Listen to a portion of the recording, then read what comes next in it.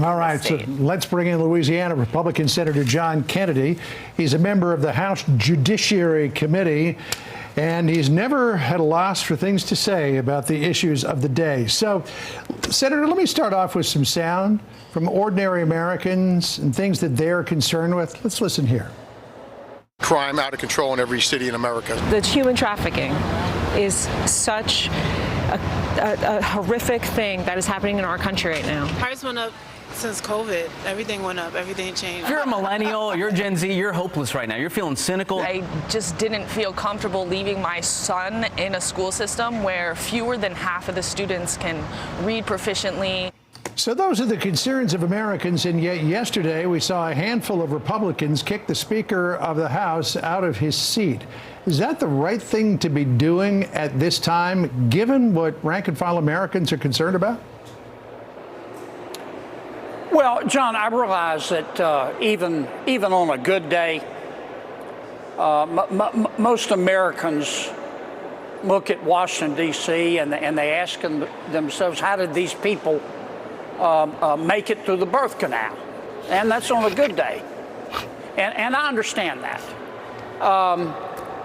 I don't want to underestimate or overestimate what happened in the House yesterday. The House decided to change leadership.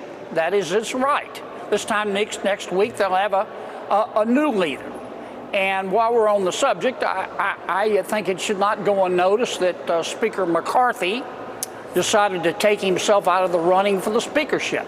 That was a very selfless act. Once we have a new leader in the House, we need to concentrate on four things. Number one, the budget. We've got to get a budget passed. Number two, inflation. Inflation is falling, but that's not going to solve the problem of high prices because the high prices aren't falling. Number three, the border. Number four, crime. Now, we can take each one of those one by one. On crime, it's not that complicated.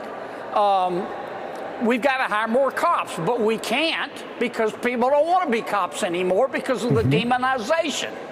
Our political leadership has got to stop demonizing cops. Our political leadership has got to stop thinking that cops are a bigger problem than criminals. Our leadership is going to have to reinstitute stop and frisk if you want to get criminals and guns off the streets.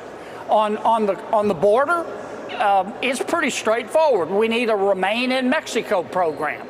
We need a safe third country policy. We had all that before. President Biden removed those policies and people started flooding in. Here's a news flash. The law is very clear. If you try to sneak into our country illegally and get caught, at a minimum, you get deported.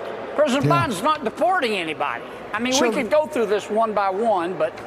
Yeah, well, I mean, obviously, folks at home are feeling the way they're feeling about so many different things, including Bidenomics. But you mentioned at the top of this that a lot of people look at Congress and wonder how folks made it through the birth canal. The Pew poll asked that question in a little bit different fashion. They asked how Americans feel when they think about politics.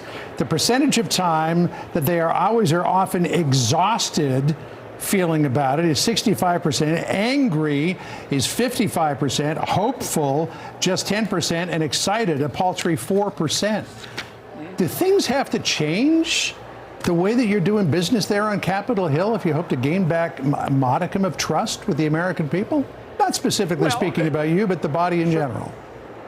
Well, some of what you just talked about is a reflection of our country. Our country right now is very divided.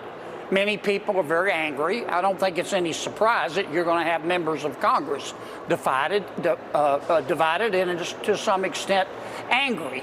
But you ought to be able to use your anger in a positive way, not in a negative way. What I suggest we do is concentrate on the things that moms and dads worry about when they lie down to sleep at night and can't. And those things, in my opinion, are crime, inflation, and the border. All right, Senator, thank you so much for joining us. We've got a little bit of breaking news here. We got to jump back to the briefing.